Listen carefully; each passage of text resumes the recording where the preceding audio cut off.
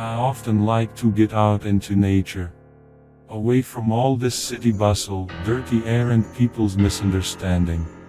I was lucky because I have a house in a village that is located right in the middle of the forest. How I loved getting out there on weekends. Why did you love me? I'll tell you now. After a hard-working week, I decided to get out of the city as usual. I picked up some groceries, threw them in the trunk and set off on my way. I arrived in the evening, got tired on the road and immediately went to bed. I fell asleep quickly and soundly. I was woken up by the sound of a car alarm. Well, I think maybe some animal ran through. I looked out the window, made sure that there were no thieves and turned off this terrible noise. I lay down again and just started to fall asleep as the alarm system started working again. Without getting up, I pressed the button and everything went quiet. But after 5 minutes, the alarm system screamed again. Well, okay, once. Well, two, but more. You start thinking about the bad. A little scared, I still got up, turned it off again, but did not lie down, but began to watch through the curtain. Who decided to play like this in the middle of the night?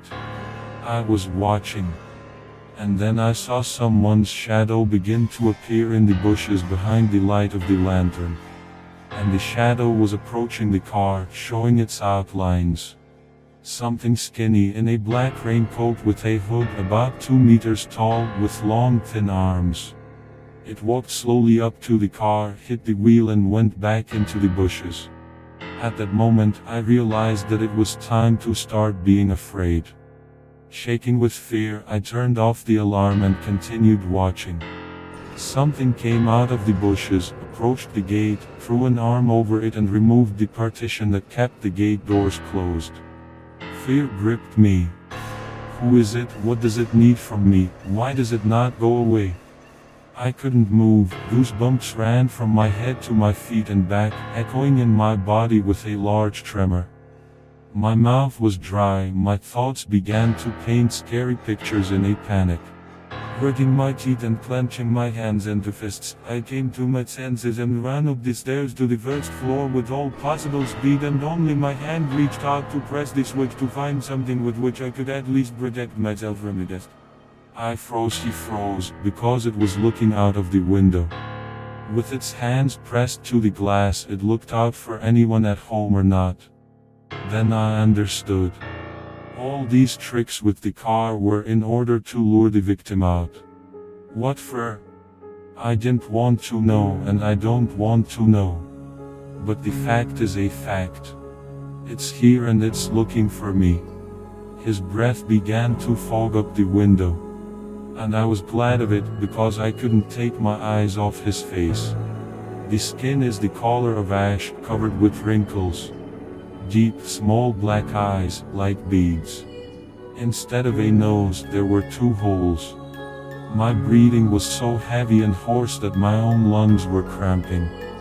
There were no lips, only 2 rows of sharp yellow teeth. I was not visible, because I was in the back of the house.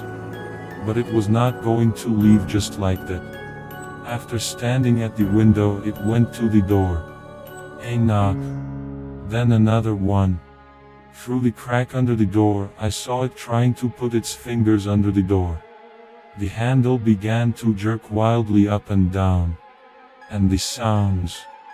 It didn't sound like a human voice. It was an animal growl.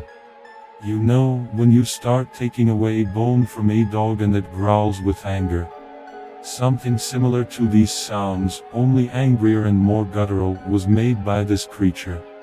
I knew that if it heard me, it would not leave me alone and would still find a way to get into the house. So I just lay down on the stairs and waited for it to end. Tears involuntarily flowed down my face, no matter how I held them back. My temples began to pound, so much so that it seemed that my soul was shaking. I blacked out. When I woke up, I immediately looked at the door. The door was still there.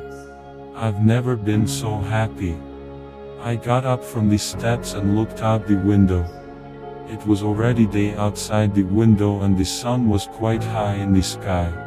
Without thinking twice, I went upstairs, took the keys and without collecting things, went to the car. When I went out of the door, I saw his footprints on the ground. Proof that I'm not crazy.